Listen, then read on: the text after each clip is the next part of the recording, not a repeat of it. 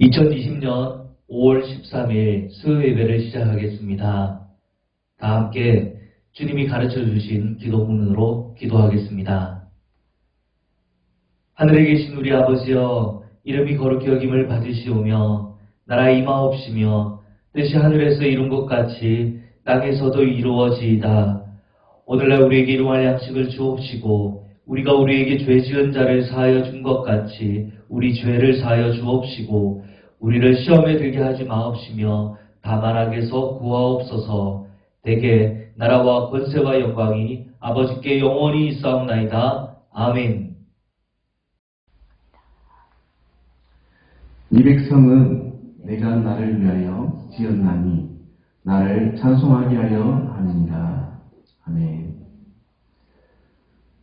하나님, 우리가 주님께 나와서 예배와 찬양드립니다. 주님 받으시옵소서.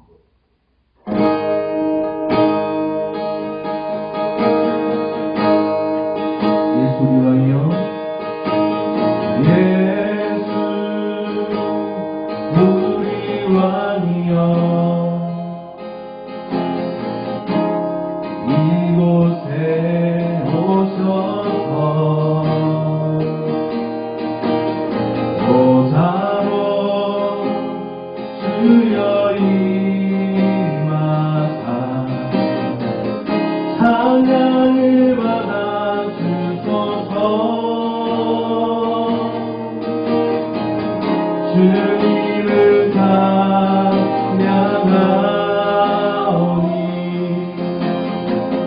주님을 경배하오니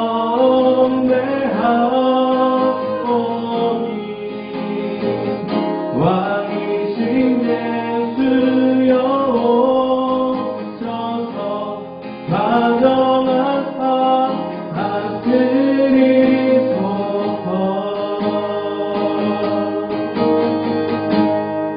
예수 우리 왕이여, 예수 우리 왕이여, 이곳에 오소서. 보사로 주여 임하사 찬양을 받아 주소서. 주님을 찬양하오니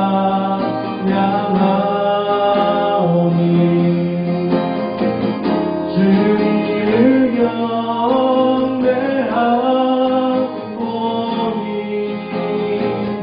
왕이신 예수여 오셔서 다정하사 다스리소서.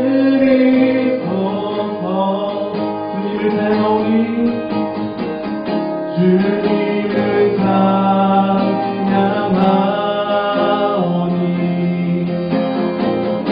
주님을 경배하오니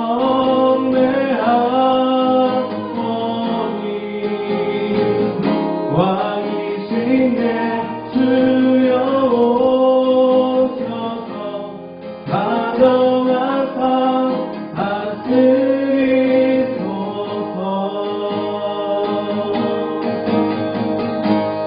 나는 찬양하리라. 주님 그 이름 찬양.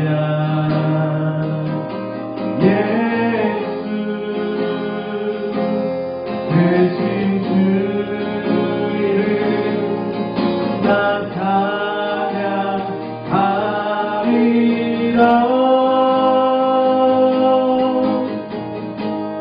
나는 찬양하리라.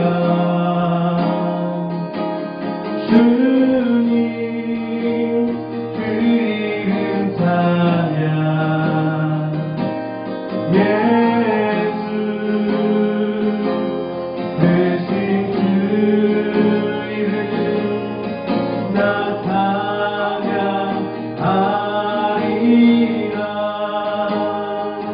나는 영광 돌리리. 나는 영광 돌리리.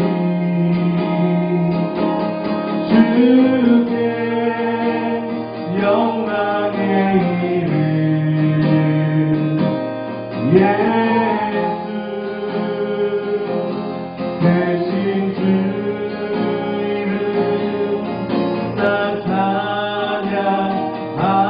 찬양하리라 나의 영광 돌리리 주께 영광의 이름 예수 대신 주 이름 나 찬양하리라 한 번 더 나는 영광 돌리리 나는 영광 돌리리 주께 영광의 이름 예수 대신 주 이름 나 찬양하리라 나의 영광 돌리리 주께 영광의 이름 예수 대신 주 이름 나 찬양하리라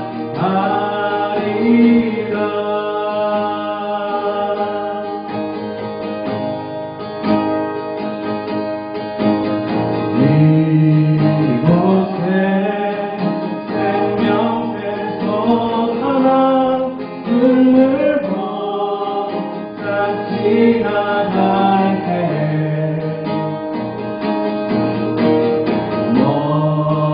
못하나 열매 맺히고 웃음 소리 넘쳐나리라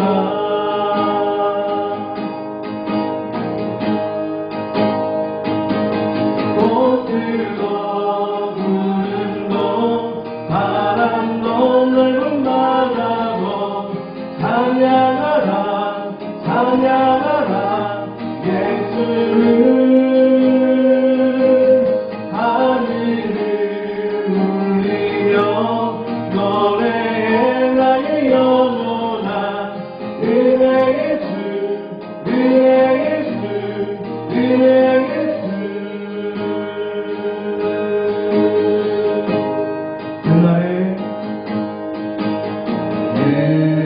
그날에 하늘이 열리고 모든 이가 보게 될지라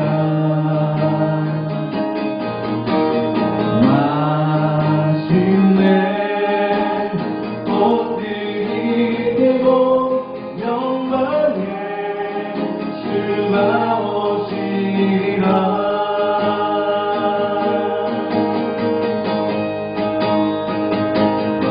꽃들도 구름도 바람도 넓은 바다도 찬양하라 찬양하라 예수를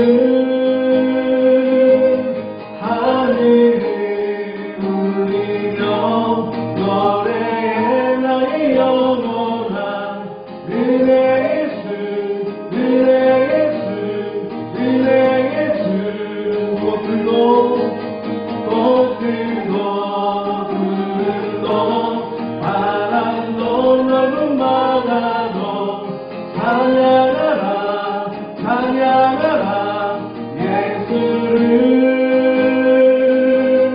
하늘을 울리며 노래해 나의 영원한 은혜 예수 은혜 예수 은혜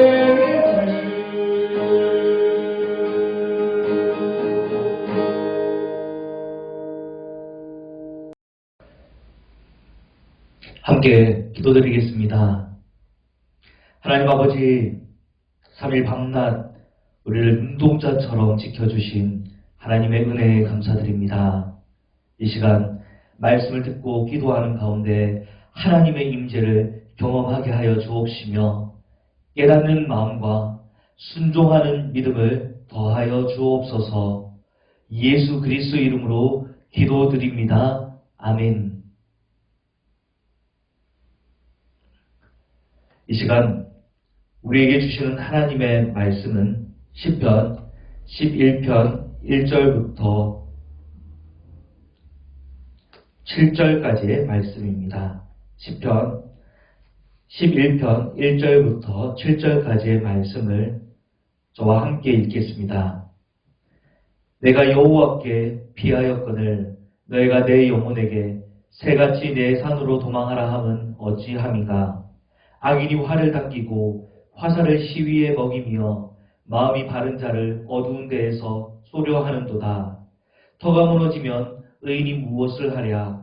여호와께서는 그의 성전에 계시고 여호와의 보좌는 하늘에 있으며 그의 눈이 인생을 통촉하시고 그의 안목이 그들을 감찰하시도다.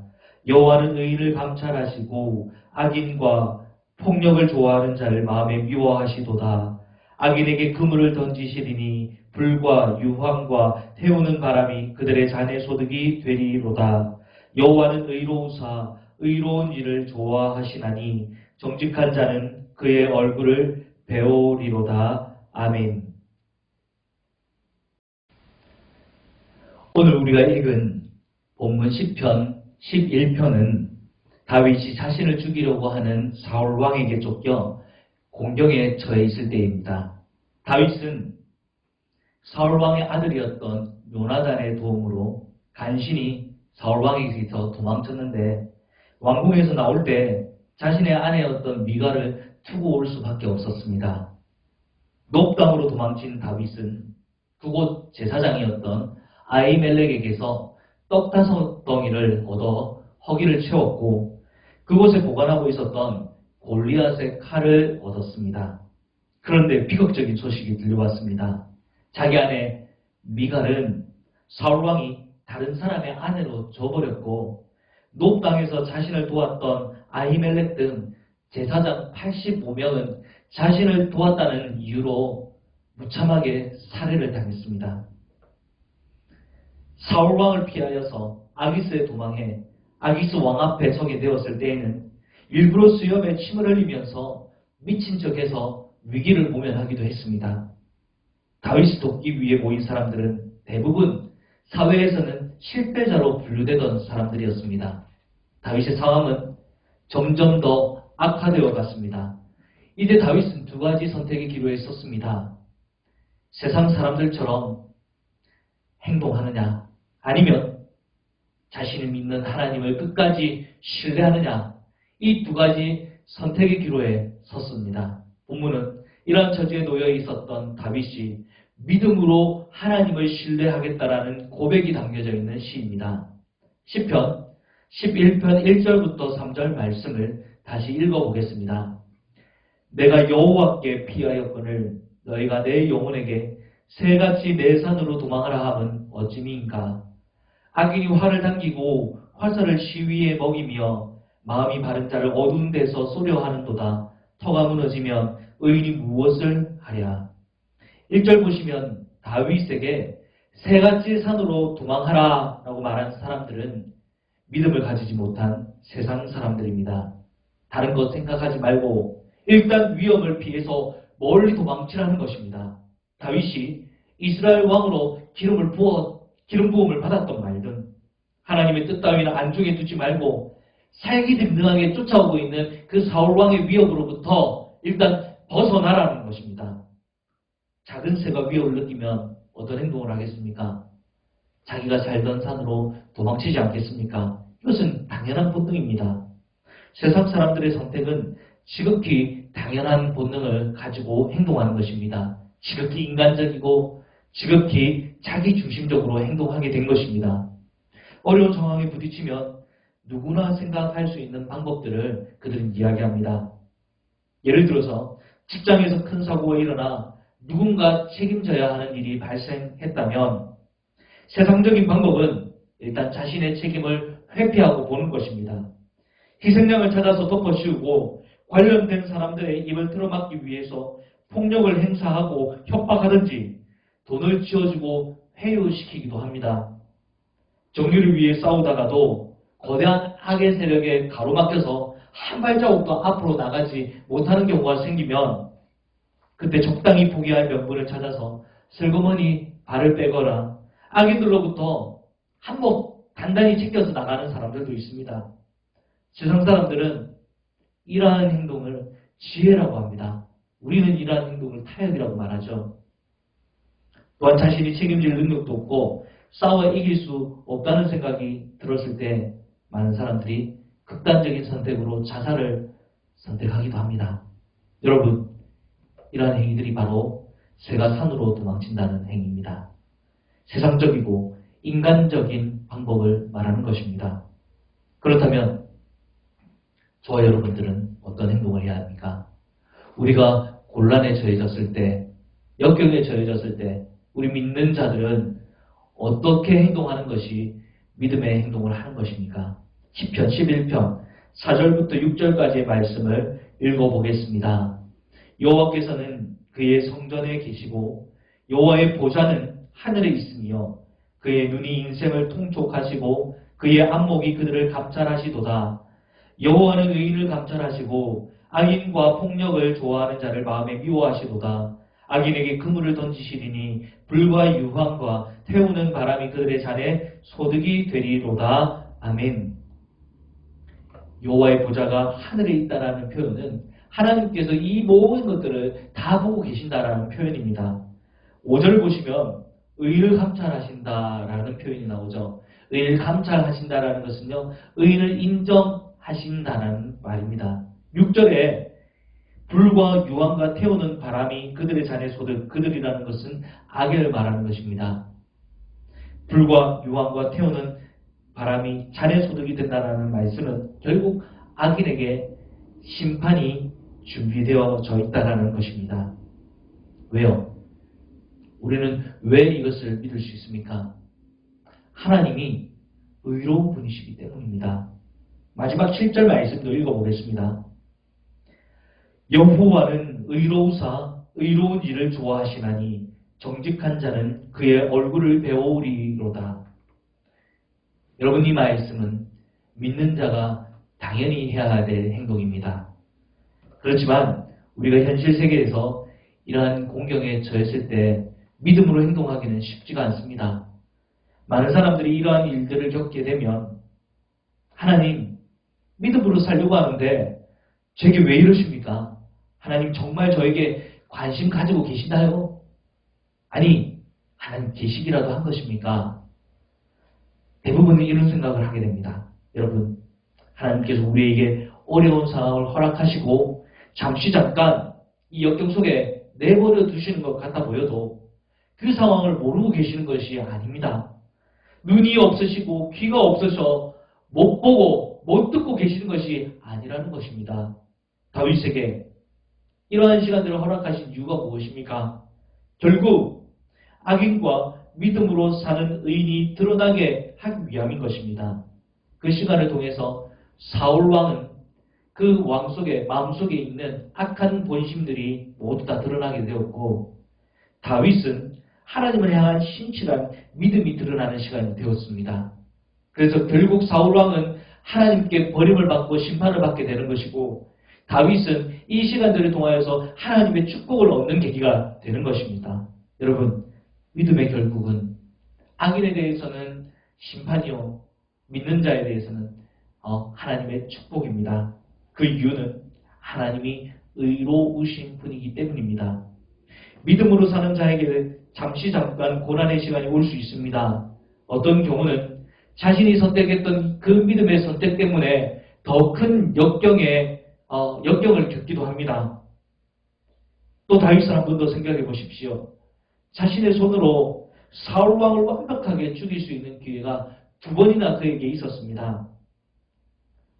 엔게디 들판에서 그가 사울 왕이 용변을 보고 있을 때 그 뒤에 누가 있었습니까? 다윗과 그의 신하들이 있었습니다. 언제든지 손쉽게 죽일 수 있는 기회가 있었습니다. 삽 들판에서도 사울왕을 죽일 수 있는 기회가 있었지만 신하들이 사울왕을 죽이겠다라고 이야기했을 때에도 사울왕을 건드리지 말라고 이야기했던 사람이 바로 다윗이었습니다. 그는 하나님께 기름 부은 자를 자신의 손으로 죽이는 것이 하나님의 뜻이 아니라고 생각했던 것입니다. 그래서 번번이 죽일 기회가 있었음에도 불구하고 사울왕을 놓아줬던 것입니다. 그 결과 어떻게 되었습니까? 다윗은 그 결과 더 큰 고난을 당하게 됩니다. 한 번은 자신을 따르던 사람들과 그 가족들이 몽땅 적국에게 포로로 잡혀가게 되는 힘든 일도 겪게 됩니다. 얼마나 많은 추종자들에게 원망을 받았겠습니까? 그때 손쉽게 사울왕을 처치하고 이스라엘 왕이 되었다면 그런 고난은 당하지 않아도 되었을 텐데 믿음의 행동이 더 큰 고난을 불러왔던 것입니다. 여러분, 우리의 믿음의 행동이 더 큰 고난을 가져올 수 있습니다. 더 어려운 상황, 더 악화된 상황을 가져올 수 있습니다. 그러나 우리는 하나님의 뜻이라면 무엇이든지 그 뜻을 따르겠다고 결심하는 사람들입니다. 막심한 경제적인 손해, 심각한 관계적인 손상을 입더라도 여러분, 누구에게 피하시겠습니까? 새가 자기 산으로 도망치듯이 인간적인 방법을 선택하시겠습니까? 아니면 여호와께 피하시겠습니까? 여호와께 피하시는 사람만이 하나님의 도우심을 입게 될 것입니다. 여러분, 이것을 믿으시기 바랍니다. 아멘. 자기 힘으로 사는 사람, 인간적인 방법, 세상적인 방법으로 사는 사람들은 진노의 잔을 마시게 될 것입니다. 이것이 오늘 본문이 우리에게 주시는 메시지입니다. 같이 한번 기도하겠습니다. 하나님 아버지, 극심한 고난 중에 세상과 타협하고 싶은 생각이 물려오고 인간적인 방법이 더 매력적이게 느껴질 때 그 인간적인 선택의 끝에는 하나님의 진노의 심판이 주어진다는 것을 명심하겠습니다. 정직한 자는 그의 얼굴을 배우리이로다. 시편 기자가 고백하는 진리의 말씀을 믿고 언제나 여호와께 피하는 하나님의 백성들이 되도록 저희들의 생각과 마음을 지켜 주옵소서. 우리의 삶을 불꽃 같은 눈으로 지켜보시며 섭리 가운데 늘 돌봐주심에 감사드리며 예수 그리스도 이름으로 기도드립니다. 아멘.